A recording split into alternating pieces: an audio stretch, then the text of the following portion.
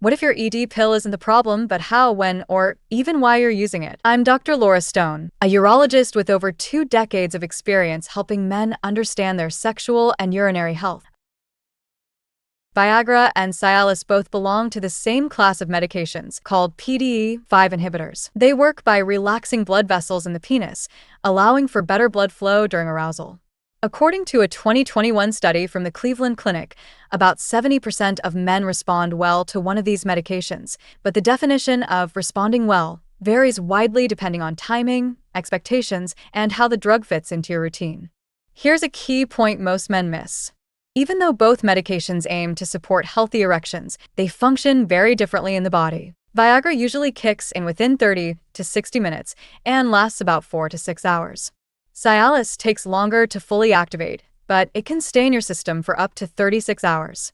Let's break down the core misunderstanding many older men have when it comes to these two medications: the assumption that if it doesn't work once, or doesn't work the way you expected, then it simply doesn't work at all. That's rarely the case. Here's the truth. Viagra and Cialis are both effective medications, but they work on very different timelines. Viagra, also known as Sildenafil, works relatively quickly. Most men begin to feel its effects within 30 to 60 minutes, with a peak around the 1-hour mark. But it typically lasts only 4 to 6 hours. That creates a narrow window for intimacy. Cialis, or Tadalafil, takes longer to activate, often about 2 hours, but it stays in your system for up to 36 hours. That means you don't have to race the clock or plan the timing so precisely. For many men and their partners, that added flexibility can make a big difference in confidence and connection. And here's where timing gets even trickier: food. Most men aren't told this clearly enough, but Viagra is highly sensitive to food, especially high-fat meals. If you take it after a steak dinner or a greasy lunch, the medication may not be absorbed properly. In some cases, the effects may be delayed by over an hour or weakened entirely. You may feel like it didn't work, when in fact, the problem was what you ate. Cialis, in contrast, is not affected by food. That alone makes it easier to work into a normal lifestyle, especially if your meals aren't always light or perfectly timed. Now let's talk about side effects. Viagra is more commonly associated with temporary vision changes, including a blue tint to vision or increased sensitivity to light. That's due to how sildenafil interacts with certain enzymes in the eye. These symptoms typically fade quickly, but can be unsettling if you weren't warned in advance. Cialis, on the other hand, tends to cause muscle or back discomfort, and in some cases indigestion or bloating. However, they're often mild and may resolve with lower dosing or by taking the medication with water rather than food. This brings us to a feature that many men over 60 don't realize is even an option.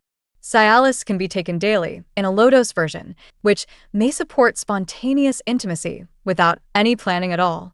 It also helps treat benign prostatic hyperplasia, or BPH, a condition that causes urinary frequency and nighttime trips to the bathroom.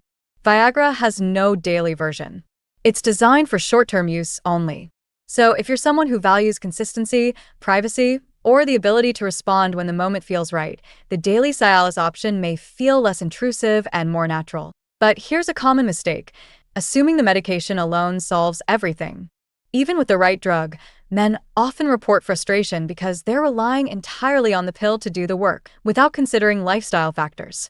Blood pressure, blood sugar, sleep, alcohol, and even stress can interfere with sexual response. Another mistake is switching too soon.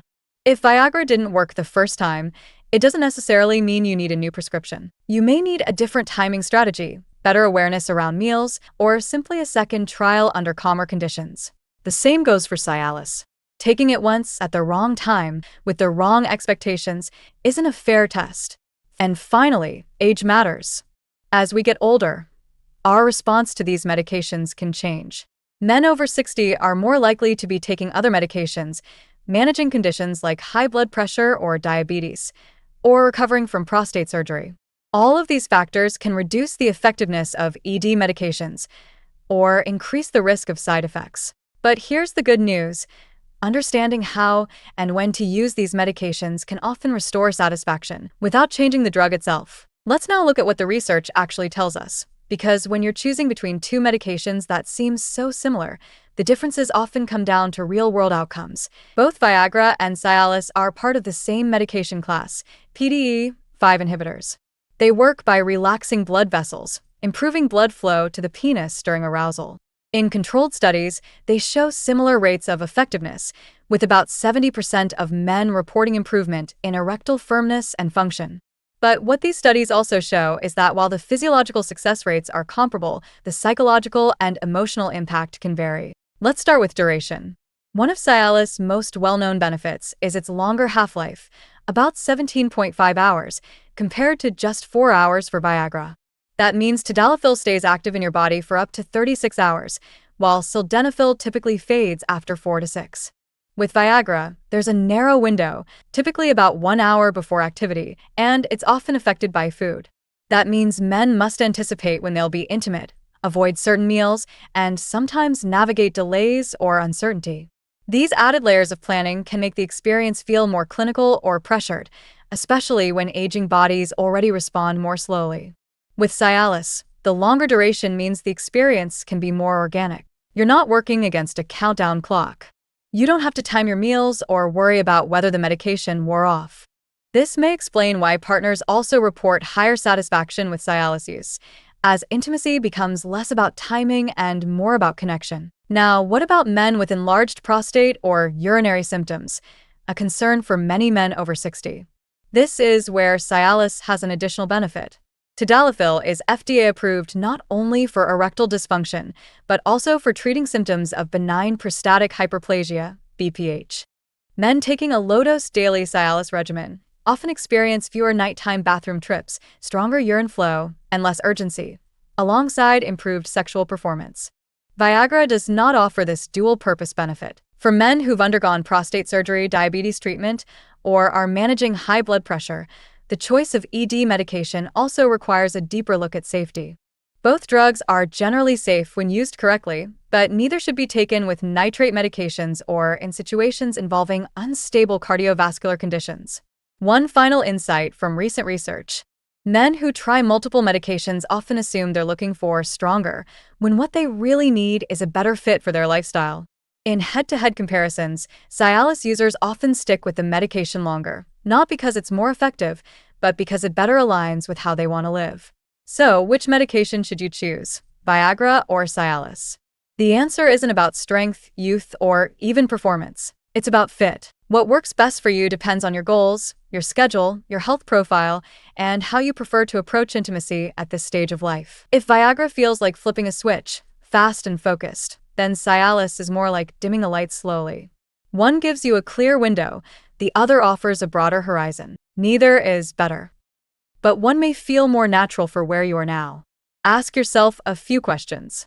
Do you want to plan intimacy around a specific time? Or do you prefer to feel ready without needing to schedule anything? If you're someone who values structure and predictability, Viagra may suit your needs, especially if you're comfortable timing it carefully and avoiding meals before use. Just remember, that precision works best when your schedule is steady and your body responds quickly. But if you'd rather remove the pressure of perfect timing, if you'd rather respond naturally when the moment feels right, Cialis may offer that sense of ease. With its longer window and the option for daily use, many men find it gives them back a feeling of readiness without the mental logistics. There's also your overall health to consider. If you have urinary issues related to an enlarged prostate, the daily low-dose version of Cialis may help on two fronts, improving erectile function and relieving urinary symptoms. If you're taking medications for heart conditions, high blood pressure, or diabetes, be especially cautious. While both medications are generally safe, they must not be combined with nitrates and may interact with certain blood pressure or alpha blocker medications.